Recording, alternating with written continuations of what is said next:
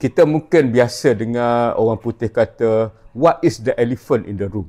Biasanya kalau kita bincang, akan disebutkan perkara ini sekiranya didapati orang-orang yang berbincang itu tidak fokus kepada isu yang sebenar. Jadi elephant in the room ialah diambil daripada cerita orang buta yang pegang gajah tu, ada yang pegang kaki, ada yang pegang belalai, ada yang pegang telinga, ada yang pegang badan.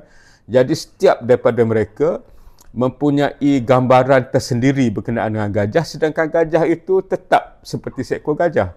Jadi apabila kita bercerita tentang menyambung titik-titik yang berselerak, kita kena faham bahawa gambaran yang kita nampak bergantung kepada ilmu kita, bergantung kepada persepsi kita, bergantung kepada pengalaman kita, dan ini semua kita kena faham supaya bacaan kita, gambar gajah yang kita nampak itu tepat dengan bentuk seekor gajah dan bukannya hanya bayangan kita kerana kekurangan ilmu, kerana tidak ada pengalaman. Jadi membina kemampuan menyambung titik-titik yang berselerak ini penting, khususnya dalam pembentukan strategi, kerana kita nak baca apakah yang akan berlaku di masa depan dan bagaimana kita nak menyusun perniagaan kita untuk menjadi perniagaan yang lebih baik.